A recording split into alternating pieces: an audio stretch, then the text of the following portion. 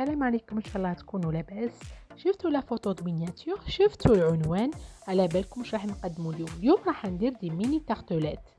هاد لي ميني تارتولات راح يكونوا فاسيل افير. دونك لا بات لي بريت. لان عندها اون بات بريزي، تقدروا ديروا لا بات بريزي، لا بات ثاني صابلي ثاني يجيو بهم ملاح لي تارتولات. لهنا حكمنا ليمون تاعنا، دهناهم بشويه زبده وشويه ورشيناهم بشويه فارينه هكذا بوغ ايفيتي لي فون تاع تاعنا باش ما يلصقوش في المول. لهنا نحطوا لا بات بريت، نحطوها سور لي مول و اون فا فاسوني لي فون تاعنا سور لي مول ان شاء الله. راكم تشوفوا معنا لهنا هذا لي تارتولات بالمناسبة نهضر عليهم شوية. راح يكون فيهم مذاق اللي راح يكون مايل شوية للكراميل. دونك لهنا عندنا مكون اساسي، مش اساسي بصح راح يكون مكون مغاير على لا تارت او بوم تاعنا اللي مدارين نديروها، اللي هي كاين ان تارتين دو سبيكولوس راح نشوفوهم بعد معنا في الوصفه ان شاء الله.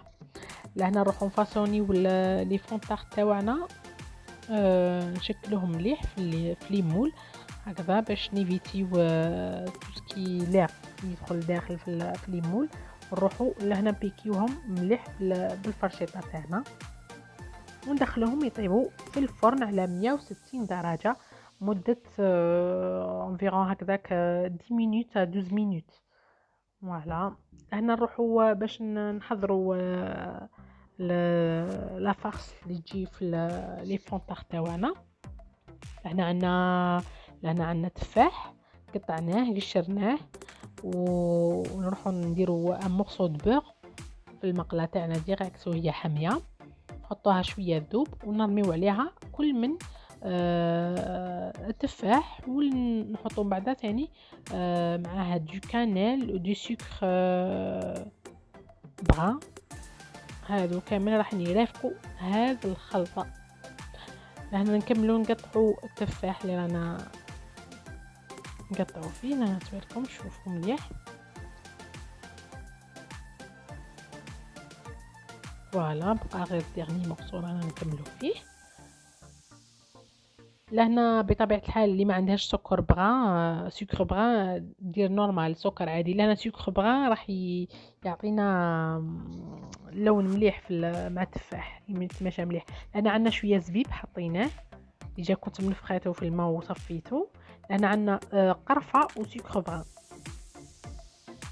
لان لو سكر بغا راح يعملنا دور باش يعطينا لا كولور تاع الكراميل وراح يتكرمل معنا هذاك التفاح. زدنا ان ساشي دو سكر فاني ونخليوه يطيب. نعرفوا بلي التفاح ما يديش الوقت بزاف باش يبرون لا تيكستور كراميليزي. نروحوا معاه واحد 7 8 مينوت هكذا يكون واجد معنا.